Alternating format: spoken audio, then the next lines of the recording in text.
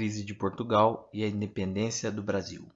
Como o antigo sistema colonial entra em declínio e vai sendo corroído até ser dissolvido completamente ao final do século XVIII, quais as estratégias utilizadas por Portugal nesse contexto de crise para salvar sua colônia mais preciosa? Como o Brasil se desprende da metrópole lusitana e instaura-se como nação independente? Ao menos no âmbito geral, são essas as questões que Fernando Novaes se propõe a refletir ao longo de sua obra, Portugal e Brasil na crise do antigo sistema colonial. Esqueça o grito de independência, ao menos por enquanto. Neste vídeo, vamos entender quais os processos que antecederam o simbólico grito proferido às margens do rio Ipiranga em 7 de setembro de 1822 por Dom Pedro I. Para isso, é necessário voltar a 1500, no contexto das grandes navegações que tiveram seus principais expoentes duas nações com grande experiência na navegação e no comércio de especiarias, Portugal e Espanha. No entanto, em 1494 já estava assinado o Tratado de Tordesilhas, um acordo político-econômico entre essas nações que dividiu o mundo em duas partes. Assim, foi criado um meridiano, que ficava situado a 370 léguas a oeste do arquipélago de Cabo Verde, na África, que demarcava também o que pertencia a cada reino. A Espanha cabia a parte ocidental em relação ao arquipélago, e a Portugal, reino mais poderoso naquele momento, a parte oriental, que lhe dava amplo acesso às Índias. A partir de então, inaugurou-se o que hoje conhecemos por mercantilismo, uma série de ações adotadas por esses reinos para se enriquecerem a partir da exploração das novas colônias. A Espanha ocupou-se primeiramente em explorar os metais preciosos em suas novas colônias. Portugal, como num primeiro momento não encontrou metais preciosos, percebeu que a terra dessa região era muito fértil e, por isso, investiu na comercialização de madeiras de alta qualidade, como o pau-brasil, na produção açucareira, visando o comércio de exportação. Algumas características demarcariam essa fase. Por exemplo, o exclusivismo colonial, que impedia que quaisquer mercadorias produzidas no Brasil fossem comercializadas com qualquer outro reino ou nação. O uso maciço da escravização, pois visando o lucro, a coroa portuguesa vai investir pesado nesse processo exploratório. Além disso, no século XVIII, com o chamado Ciclo do Ouro, ocasionado pela descoberta desse metal precioso no Brasil, Portugal vai procurar de todas as formas levar as riquezas unicamente para a coroa e, para isso, procura minar politicamente qualquer português ou estrangeiro que pudesse tornar-se um competidor. No entanto, apesar dos lucros de Portugal e Espanha, esses países vão sentir o despontamento de duas novas potências no processo político-econômico da época, Inglaterra e França.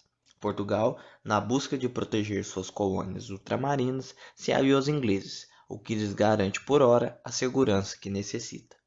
Enquanto Portugal procura sempre proteger seus lucros coloniais, o século XVIII inaugura na Inglaterra a Revolução Industrial, o que dá à nação inglesa o status de pioneira no desenvolvimento manufatureiro.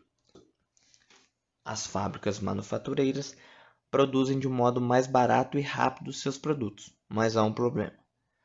Como esses produtos vão ser comercializados se a maior parte das colônias estão engessadas pelo exclusivismo colonial?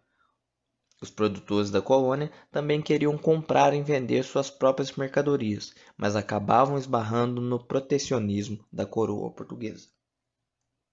Assim, Portugal se encontra ameaçado em todas as frentes. Internamente, inicia-se processos de revoltas e a prática do contrabando. Externamente, Portugal, com algumas dificuldades, vai conseguir se sustentar até 1807, quando as tropas de Napoleão invadem Portugal por conta do descumprimento do bloqueio continental. O bloqueio continental foi uma política adotada pelo imperador Napoleão Bonaparte em 1806, a partir da qual os países europeus estavam proibidos de manter qualquer relação comercial com a Inglaterra. O objetivo desse bloqueio era arruinar a economia inglesa e expandir o domínio da França sobre a Europa. Como Portugal era antigo aliado dos ingleses, ele não adere à medida napoleônica e insiste em comercializar com a Inglaterra, o que leva em 1807 a Napoleão declarar guerra a Portugal. A coroa, com tropas insuficientes, vai tomar uma atitude drástica e embarcar às pressas rumo à sua principal colônia, o Brasil. É o seguinte, esse aqui é o Morro Francês, onde um maluco chamado Napoleão mandava, era o dono. E ele mudou o jeito dele de mandar. Esse aqui era o Morro Vizinho. E ele queria que o Morro Vizinho fosse da mesma maneira que o Morro dele. Antes disso, a parada era dos ingleses, que vendia bagulho para todas as regiões. Mas Napoleão vencia pouquinho a pouquinho e impediu os morros de comprar bagulho da Inglaterra. Os ingleses ficaram boladão e deram couro nesse filho da puta na Batalha de Trafalgar. Primeiro, ele invadiu o Morro dos Espanhóis e fechou a boca dos ingleses que ele tinha lá. E depois caiu matando o Morro do Alemão. Assim que ele dominava o morro, ele dava pro chegado dele tomar conta, porque era muita boca pra ele tomar conta. Aí o Zé Bunda foi querer invadir essa parte que era lá, os soldados dele acabaram dançando. Aí ele tava quase invadindo o Morro de Portugal. E Portugal, o jeito dela era fugir. Pra onde? Pra aqui, professora, pro Morro da América, que também era dele. Mas pra quê? Porque a Inglaterra queria salvar aqui, porque aqui é o comércio grande, aqui o continente é maior. Aí o jeito era os portugueses pedir ajuda para os ingleses. Pra quê? Ué, pra salvar a coroa deles. Salvar a coroa? Como que eles fizeram pra salvar a coroa? Ah, parceiro, aí eu já não lembro mais não. Deixa que daqui eu continuo. Tá. Valeu, professor. Aqui, a coroa portuguesa transfere a corte de Salvador para o Rio de Janeiro e adota um decreto de abertura dos portos, que dá às nações amigas de Portugal, principalmente a Inglaterra, a oportunidade de estabelecer relações comerciais com o Brasil diretamente.